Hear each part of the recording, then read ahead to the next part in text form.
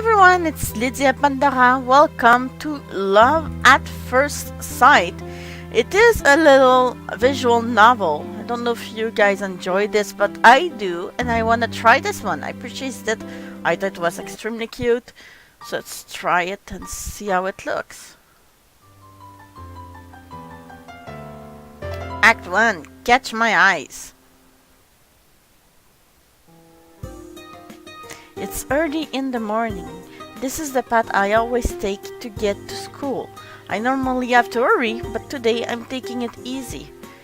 I had a little extra time to get out of the house, which is kind of unusual. I'm feeling good under the warm morning sunshine and cool morning breeze as I head to school. Oh, the graphics are cute. Okay. I'm not in a hurry, but it still doesn't take long to get to school. My house isn't right next to the school, but it isn't that far away either. Even if I don't leave early as I did today, I never have to run to get to school on time or anything. That's what I'm thinking as I change into my school slippers. Okay. I absent-mindedly climbed the stairs, heading to my classroom on the second floor, class 2-2. I put my hand on the door to open it, and then... Oh! Macon, good morning! You're here earlier than usual. How unlike you.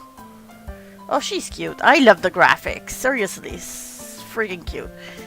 Her loud, ear-splitting voice shakes me out of my morning daze. Stupid ear. Okay. Good morning, Akemi. I see you're getting a head start on being loud and obnoxious today. Oh, I'm nice. There's nothing wrong with being energetic. This overly spirited person is Tsunemi Akemi.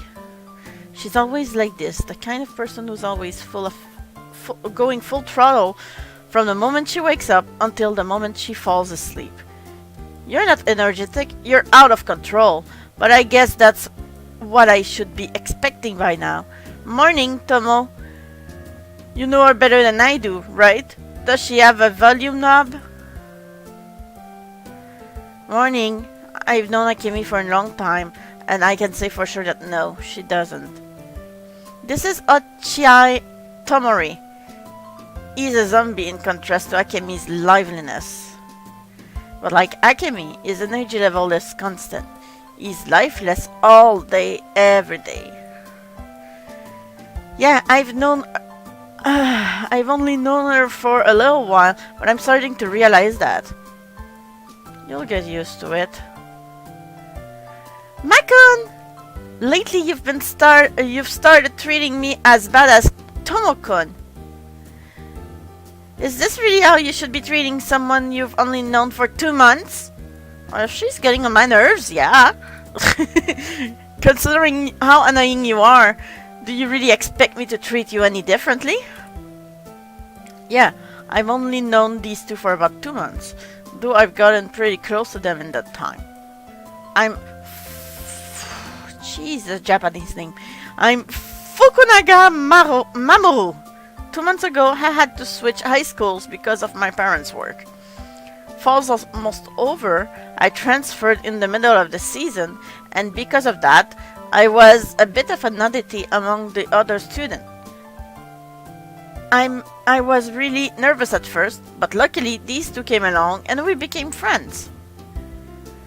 That's mean. Tomo-kun, say something. Oh well, seems like you two are getting close.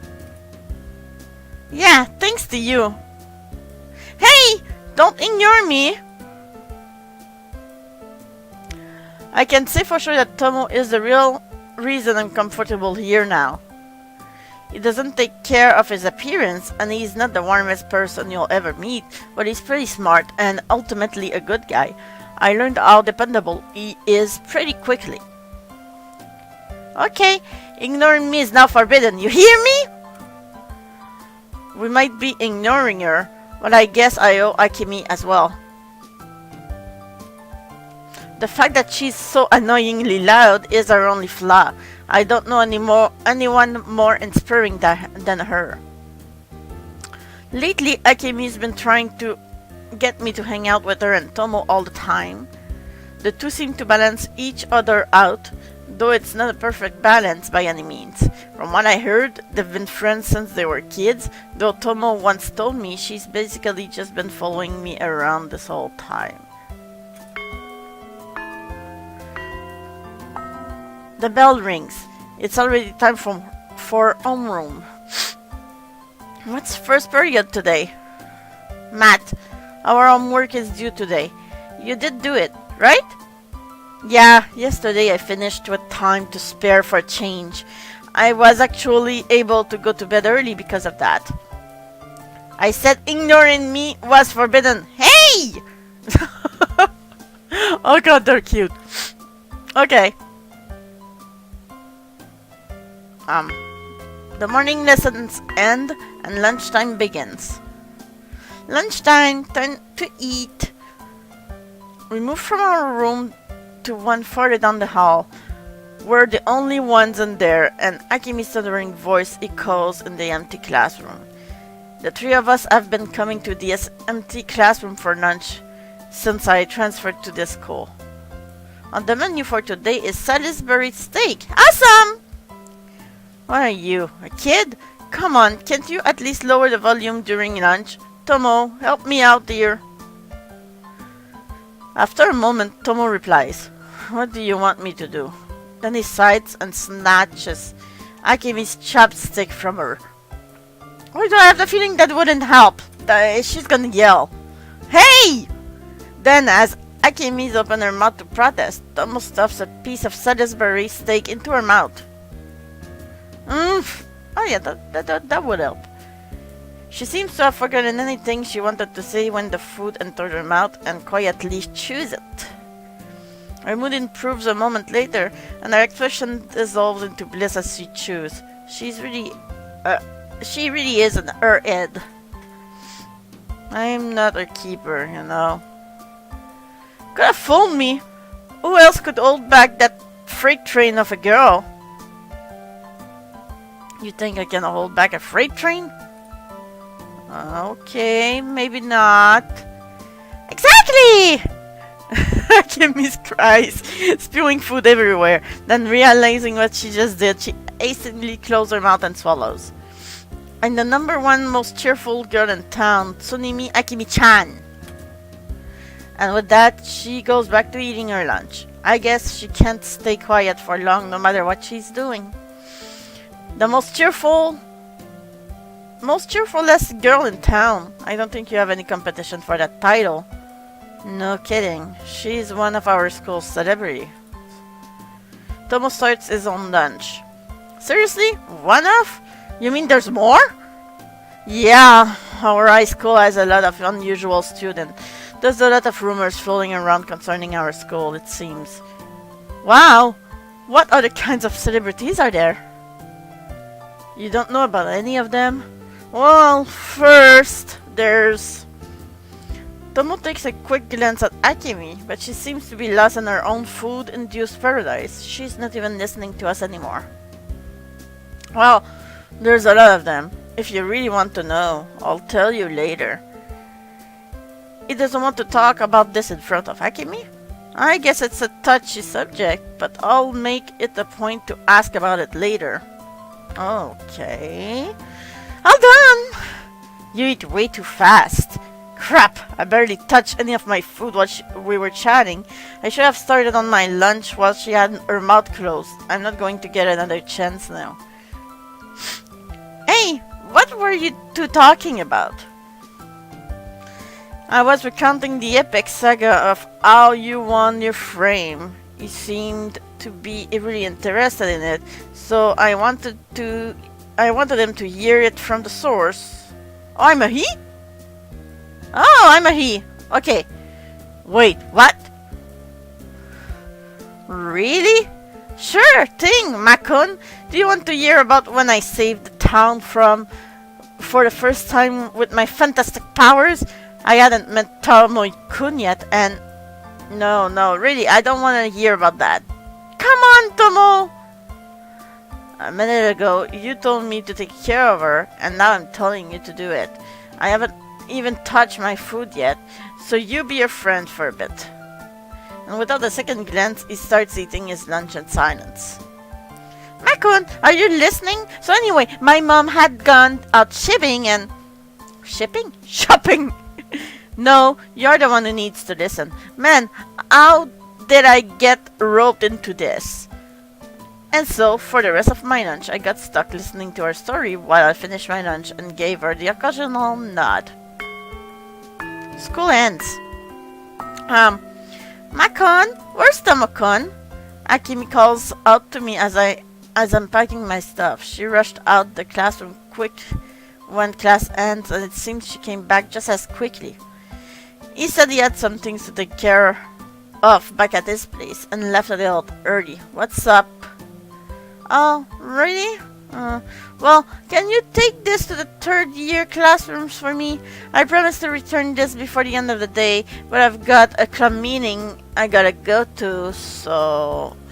She hands me a small paper bag. It feels like it's got a book or something inside it. I sigh.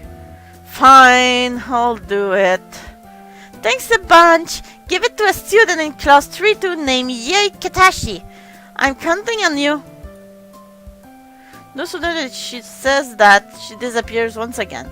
She just can't sit still, can she?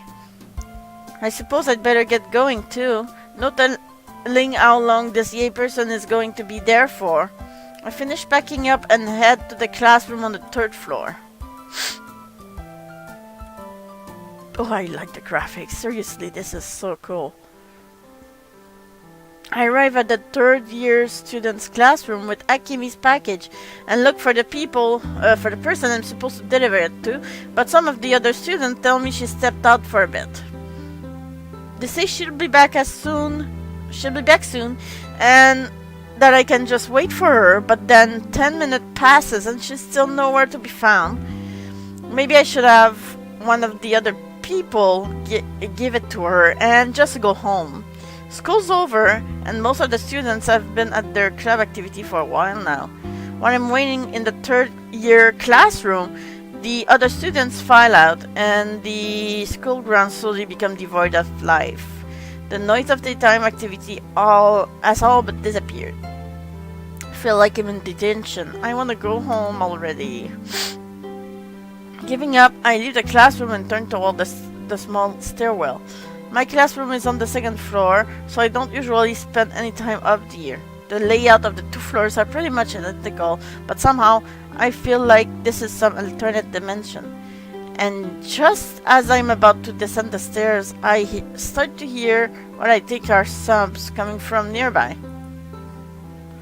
I figured I was alone and had relaxed because of that, but a student sobbing catches me off guard. I freeze. I hold my breath and strain my ears. It's not my imagination. Someone nearby is crying softly. Hearing someone crying in an empty school building sounds like the beginning of an horror story. Oh, yeah, for sure. What am I saying? This isn't an horror story. School might be over, but the sun hasn't even gone down yet. Finding someone else in the building isn't that strange. Well, I say that, but the situation isn't exactly normal either. The sobbing continues. It sounds like it's coming from the next floor up. It's quiet, but it reverberates off the narrow stairwell's walls. It's definitely coming from the floor above me, though I didn't realize it until now. But this building only has 3 floors. The only thing above me is a roof, right? School is over. The door to the roof should be locked by now, but I can still hear the crying, so there's no way it could be coming from there. But if the door is locked, that means the way up is just a dead end. I can't just walk up there to check and claim I happened to walk by. But before I can think it through, my curiosity had me turning around and heading back up the stairs. I climb step by step up the stairs as quietly as I can, though I can't help but make a little noise. As I get closer to the sound of the sobbing, I begin to hear it more clearly. It's just one voice, and judging by the sound of it, it's a girl's. I feel like I'm climbing up 10 stories, but it only takes a few seconds, and suddenly I'm almost at the landing. I take the last step and turn toward the sound of crying. In front of me is a girl wearing a school's uniform. She's lying against the door to the roof, sobbing. The girl hears me walking toward her and starts shivering as she turns her head toward me. Nothing up to this point had been too out of the ordinary, at least until I saw her face. Oh, she is freaking cute! Look at that! It's a Cyclops! The girl stares at me with her single eye, her face swooping wet from crying. And I don't mean that she was missing an eye. She literally had one giant eye in the middle of her face. Suddenly, she registers that I'm standing in front of her, and she jumps, throwing her limbs into her body. A bit of light reflected off the unwiped tears near her wide-open eye. I can tell by the way she's looking at me that she's terrified. Whoops. Whoops. Okay, well, at least I know how to save, because I'm gonna have to get this done for now pretty soon. Anyway, she's not the only one, though. Without really understanding what I'm looking at, I stare at her, unmoving, and she does the same. She's wearing our school's uniform, but is she really a student here? Oh, the poor girl, something happened to her. No matter how many times I blink, a second eye doesn't suddenly grow on her face, and I finally realize that's what I'm seeing is reality. Faced with this girl, who looks like she belongs in a fairy tale, I begin to panic. Strangely though, I'm able to keep my fright from showing. This situation is so unreal, I guess my brain just refuses to fully acknowledge it. I heard crying, and I came to see what's going on. Are you alright? The longer the silence drags on, the harder it becomes to break it. I try to come up with something, anything, to say to force myself out of this stupor, but my mind is completely blank. At this point, anything is better than silence. It seems her mind is just as blank as mine. I work my mouth on Leslie a few times before finally spewing the first thing that comes to my mind. Do you need something to wipe your face? Her uniform is black, so I can't tell if it's wet from her crying into it. She doesn't have an handkerchief or anything, though. I produced my own handkerchief from my pocket and moved to offer it to her. I approached the girl sitting at the top of the stairs to give her the handkerchiefs, and once again she starts shivering in fear. She's looking at me like I'm some kind of monster. Am I really that scary? Isn't she the monster here?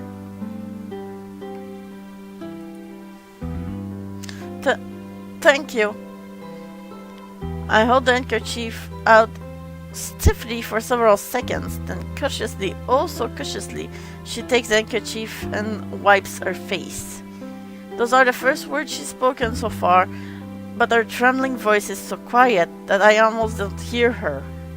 I only transferred around to this school 2 months ago. I don't think I've seen you around. This is definitely the first time we've met, of course. I'm sure that if I had seen her before, her face would have been burned in my mind. There's no way I could forget what I'm seeing now. Should I ask her to give my handkerchief back? It's obvious from the way she's looking at me that she's still confused and afraid. We're not going anywhere at this rate. We must be in different classes, since I haven't seen you around before. What grade and class are you in? I'm in class 2 too. Class 1-2. She actually gave me a proper response this time. She really is a student here, I guess. Not a monster or something. Suddenly it hits me that I've been sharing the same school and hell, the same world with this person all this time. Oh, 1 year lower then. Yeah. The conversation grinds to an halt again. I can't think of anything else to say. Actually, that's not true. I have a mountain of things I want to ask her. But all of it has to do with her appearance, and I'm hesitant to bring that up. Time passes as I hurriedly try to think of something to say to fill the silence? What can I say? My mind is totally blank. Every heartbeat seems louder than the last, and the panic I thought had subsided wells up inside my mind again. I don't think I can keep this up. Right, I have to get going. The girl looks like she wanted to say more, but without another word, I turn and flee down the stairs. I'm going to leave this here because I do have quite a few videos to do, and this is actually already 30 minutes, I think, or pretty close to it. Seems like a long game. I'm gonna play it again to show what are the what's going on and all that. There you go. This is saved. I love how easy it is to save. Anyway, I thank you for watching, and let me know if you'd like to see more of this video, if it is the type of little quiet, relaxed games that you enjoy. And for the meantime, I'll see you in my next video. Bye bye!